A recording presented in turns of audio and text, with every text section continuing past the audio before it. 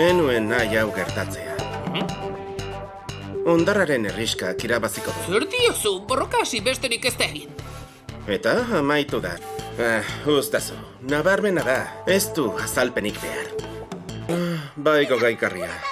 Neska baten aurka borrokatu behar dut, benetan, bigarren proban elkarren aurka aritu ginenetik, badakit zer egiteko gai diren soinuaren ninja hauek. Baina egia esan, enien euren jutzuei erreparatu. Kindelako honek ordea, ikusi zuen nirea. Ez daukat beste aukerarik. Nimpo, itzalen imitazioa. Txintxarriak?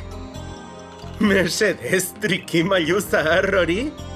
Orain orratz txintxarridunak eta txintxargabeak jaurtiko dizkidazu aldi berean. Asmatu dut?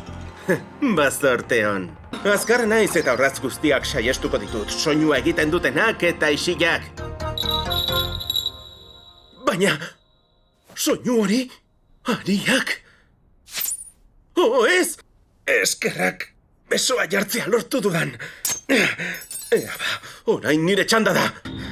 Zer, gertatzen da.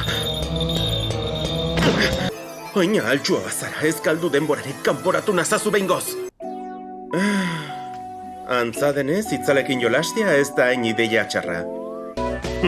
Ez duzu ikusi oraindik? Begiratu eskuan daukazun ariari. Bere itzala bitxi samarra da, ez duzu uste?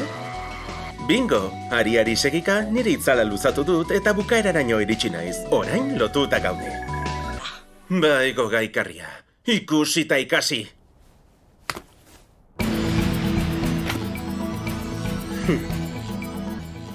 Borrokak emozioa behar du, ezta?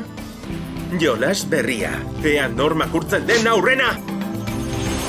Basta txorakeria. Hori bai burua erabiltzea. Iu! Ninja jakintxuek gudu zelaiaren ezaugarriak ondo aztertzen dituzte, eta badakite non dauden momentu bakoitzean.